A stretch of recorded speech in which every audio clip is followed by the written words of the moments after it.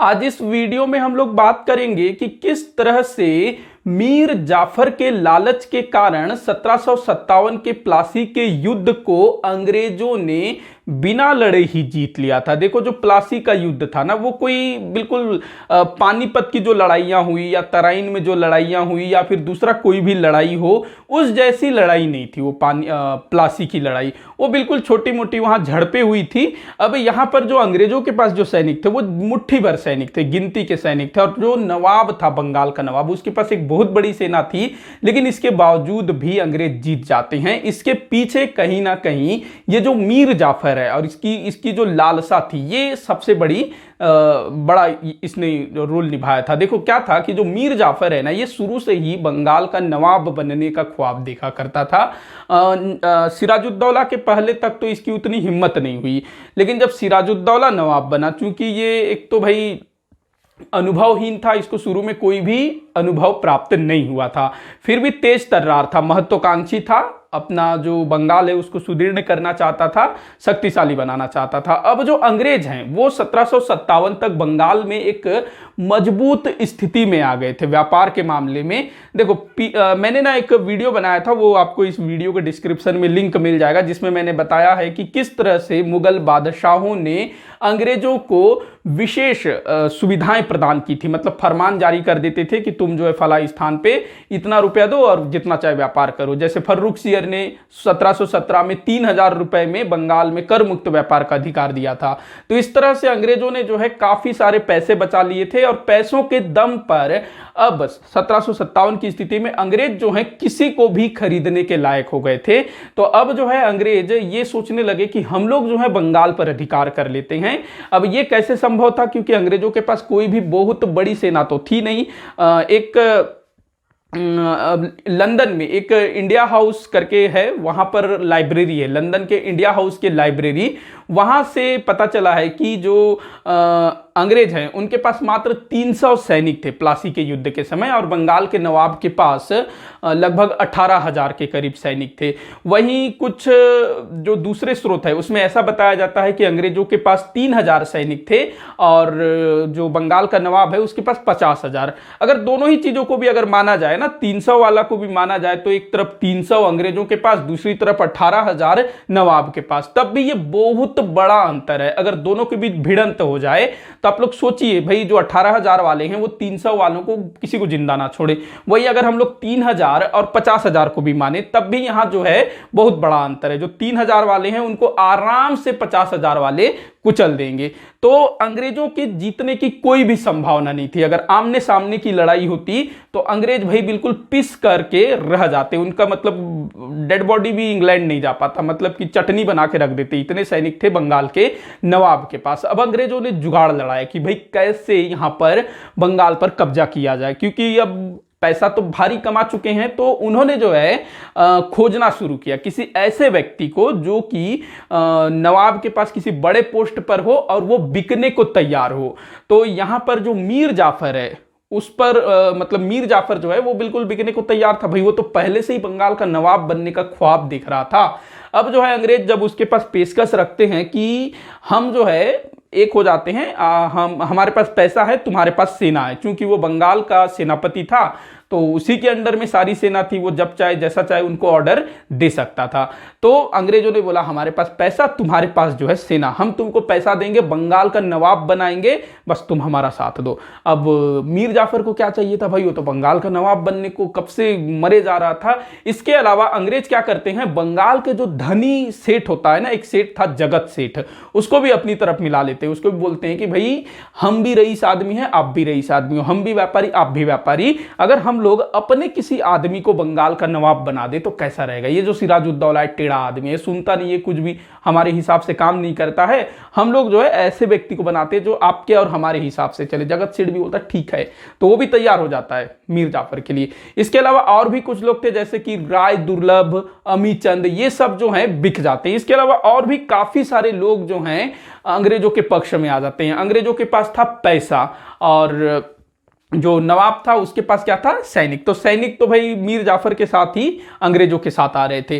अब जो है एक माहौल तैयार किया जाता है कि किसी तरह से अंग्रेज और सिराजुद्दौला आमने सामने आए। और उस समय ना माहौल लगभग बन भी रहा था। क्यों? देखो, जो अंग्रेज थे, जो फर्रुखसियर ने जो अंग्रेजों को विशेष अधिकार दिया था कि 3,000 रुपए दो और पूरे बंगाल बिहार में व्यापार करो, तो इस चीज का ना अंग्रेज दुरुपयोग करते थे। क्या करते थे?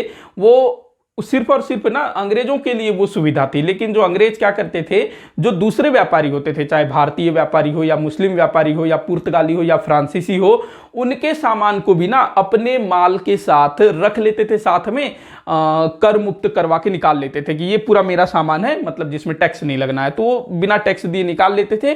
और बाद में फिर जिस भी व्यापारी का वो सामान होता था उसको वापस लौटा देते थे। बदले में वो व्यापारी है जो है वो अंग्रेजों को कुछ रुपया दे देता था। मान लो 100 रुपए टैक्स लेना है, अब वो जो है 50 रुपए अंग्रेजों को दे देंगे तो अंग्रेज उनका माल निकाल लेंगे, तो यहां पर 50 रुपए बच रहा है दूसरे व्यापारियों का और 50 रुपए मुनाफा हो रहा है अंग्रेजों को। घाटा किसका हो रहा है? बंगाल के नवाब को। तो इस चीज से सिराजुद्दौला परेशान था। इसके अलावा जो अंग्रेज थे वो सिराजुद्दौला को नवाब मानने से इनकार कर रहे थे। इसके अलावा जो अंग्रेज थे वो कलकत्ता की किलेबंदी कर रहे थे। तो ये कुछ कारण होते हैं जिससे सिराजुद्दौला और अंग्रेजों के बीच खटपट शुरू हो जाती है।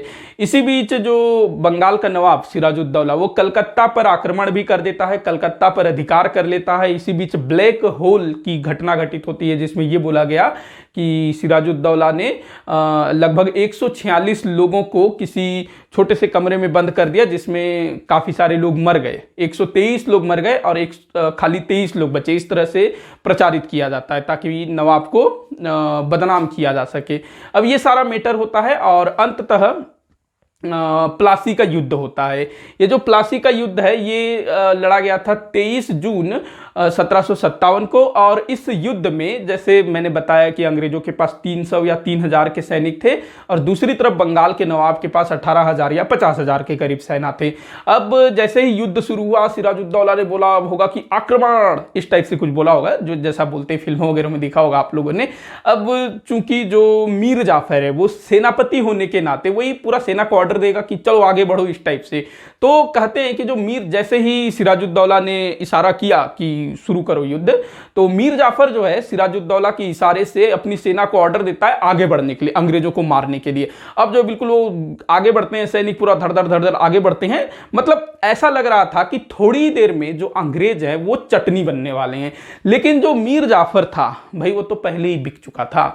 अब मीर जाफर जो है ये जैसे ही अंग्रेजों के निकट पहुंचता है अपनी सेना को रुकने का आदेश देता है और क्या करता है, पलट जाता है। मतलब वो जो है सिराजुद्दौला के सामने मुंह करके खड़ा हो जाता है, मतलब कि अंग्रेजों की तरफ खड़ा हो जाता है। मतलब सीधा सीधा सिराजुद्दौला जो है यहां पर खुल के बोल देता है कि भाई हम तुम्हारा साथ नहीं दे रहे, हम अंग्रेजों का साथ दे रहे हैं। तो यहां पर पता चल जाता है कि जो धोखा हो गया। अब चूंकि वो सेनापति था मीर जाफर, तो उसी के अंडर में लगभग पूरी सेना थी, लेकिन फिर भी सिराजुद्दौला के कुछ दूसरे जो विश्वास पात्र थे, जैसे कि मीर मदान हो गया, मोहनलाल हो गया, इनके पास छोटी सी सेना थी।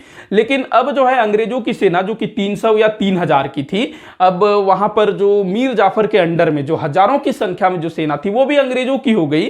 तो जो मीर मदान और मोहनलाल के पास जो छोटी सी सेना थी वो भला क्या कर सकती थी। छोटी सी झड़प हुई जिसमें मीर मदान मारा भी जाता है और सिराजुद्दौला को लगता है कि भाई अब युद्ध क्षेत्र में रहने का कोई मतलब नहीं है, वो भाग जाता है युद्ध क्षेत्र से। बाद में फिर मीर जाफर का बेटा उसको मार देता है धोखे से युद्ध के बाद। तो इस तरह से मीर जाफर के लालच के कारण ये जो प्लासी का युद्ध, जिसमें मुट्ठी भर अंग्रेज थे, वो जो है युद्ध को बस छोटी मोटी झड़पें हुई थी। मतलब अंग्रेजों ने नहीं लड़ा था, जो मीर जाफर के अंडर में जो भी सैनिक वैनिक रहे होंगे उन्होंने ही बाद में लड़ा होगा। तो एक तरह से बिना लड़े ही अंग्रेज जो है प्लासी के युद्ध को जीत जाते। नहीं तो कहां 300 की सेना और कहां 18,000 की सेना। तो यहां पर अंग्रेजों ने जो है मीर जाफर का फायदा उठाया। मीर जाफर बिकने को तैयार था, अंग्रेज खरीदने को तैयार थे। हमारा देश जो गुलाम हुआ है ना, उसमें अंग्रेजों की कोई भी बहादुरी नहीं थी। हमारे देश के ही कुछ जयचंद, कुछ मीर जाफर जो है बिकने को तैयार थे, इसी कारण हमारा देश जो है अंग्रेजों का गुलाम हो गया। नहीं तो अंग्रेजों की हिम्मत ही नहीं थी कि वो हमारे देश को अपना गुलाम बना सके। इसके बाद जो मीर जाफर है उसका सपना पूरा कर दिया जाता है, ले बेटा बन जा तू बंगाल का नवाब। वो जो है 1757 से 1760 तक बंगाल का नवाब रहता है। और इस बीच जो रॉबर्ट क्लाइव, जो कि उस समय अंग्रेजों का गवर्नर था जिसने प्लासी के युद्ध में नेतृत्व किया था, और ये पूरा जो कांड है उसी ने किया था, मतलब खरीदना, ये सारा काम। अब ये क्या करता है, रॉबर्ट क्लाइव और उसके दूसरे भी संगी साथी सब जो हैं मीर जाफर को चूसना शुरू कर देते। चूसना मतलब धन ऐंठना शुरू कर देते हैं कि भैया तू हमारे दम पे बना है नवाब, ज्यादा इतना मत, हमको जो है इतना इतना पैसा चाहिए, ये वाला फरमान जारी कर दे, हमको ये सुविधा दे, इस टाइप से। तो जब चाहे वो मुंह उठा करके मीर जाफर के पास पहुंच जाते थे कि भाई हमको इतना इतना माल चाहिए, इतना इतना हमको जो है तू फरमान जारी करके दे। अब जो मीर जाफर है देते देते थक गया और 1760 में आनाकानी करने लगा। अब भाई उसके पास था भी नहीं, कहां से देता, आनाकानी करने लगा। अंग्रेजों ने बोला हटाओ इसको, ये अब देने लायक नहीं है।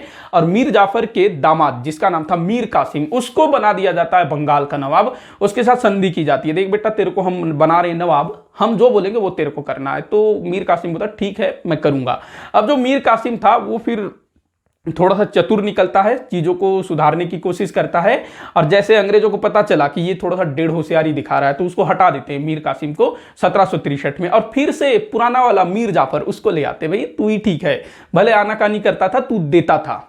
तो फिर से मीर जाफर को बिठा देते हैं 1763 में, और वो जो है 1765 तक बंगाल का नवाब रहता है। 1765 में उसकी डेथ हो जाती है। तो इस तरह से एक लालची आदमी के लालच के कारण हमारा जो देश है अंग्रेजों के हाथ में चला गया। नहीं तो जो सिराजुद्दौला था उसने लगभग ठान ही लिया था कि इनको किसी भी तरह से खदेड़ना है बाहर, नहीं तो फिर अंग्रेज उतनी संख्या में थे नहीं। और जो सिराजुद्दौला था ना, उसने जब कलकत्ता पर अटैक किया ना तो अंग्रेज भाग गए थे, कलकत्ता छोड़ करके भाग गए थे बिल्कुल।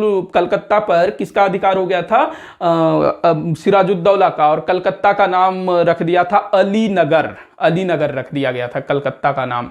तो ये सारा कुछ आप लोग ध्यान रखेंगे किस तरह से मीर जाफर के लालच के कारण ये सारा हुआ। तो वीडियो को जितना हो सके उतना आप लोग शेयर करिएगा, जो भी आपके मन में सुझाव हो वो भी जरूर बताइएगा। वीडियो को लाइक करिएगा, चैनल को सब्सक्राइब नहीं किया है तो जरूर से सब्सक्राइब कर लीजिएगा। वीडियो को आखिर तक देखने के लिए बहुत बहुत धन्यवाद।